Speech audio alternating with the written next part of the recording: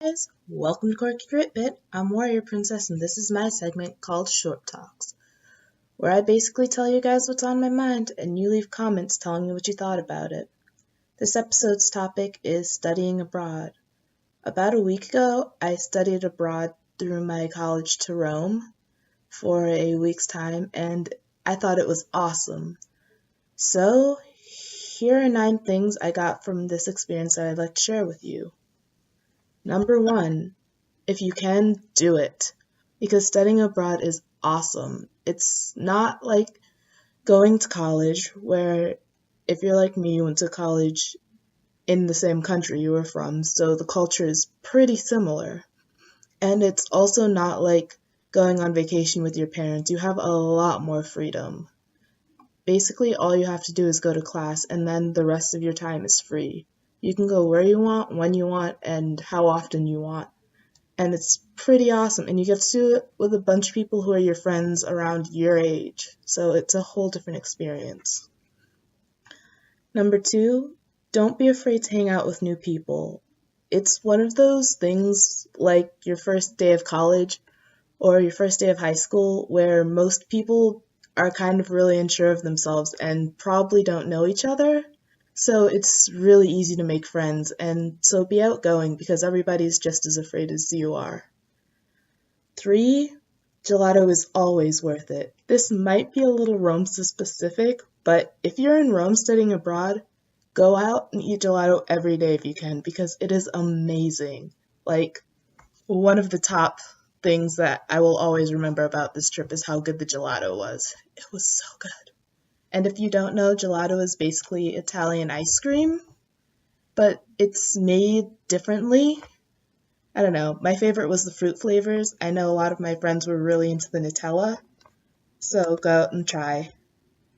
Number 4, explore. Don't stay in your dorm room all day or just go with your class on class trips. I mean, there's so many other things you can do. You can go Rome, I know had a subway, and a lot of other big cities like London does.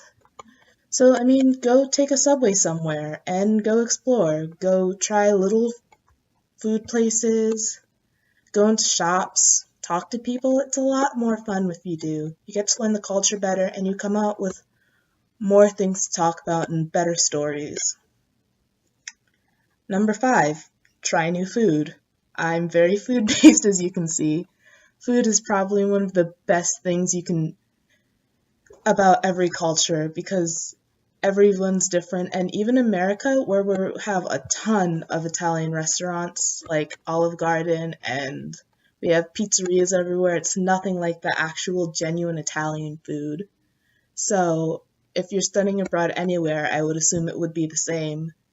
It's part of submerging yourself in the culture, I think. So don't just go out and eat McDonald's or Burger King or KFC or one of the other big chain restaurants that we have in America. Go out and try new foods, different foods. Go to small shops, cafes, diners, whatever it is that they have in that country, and try new foods.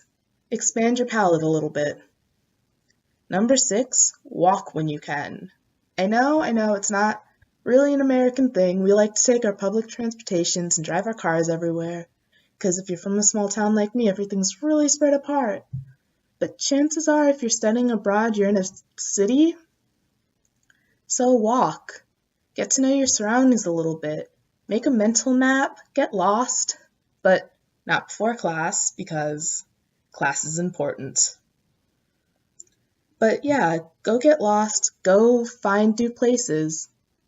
And try not to wander into bad neighborhoods, but walk everywhere when you can.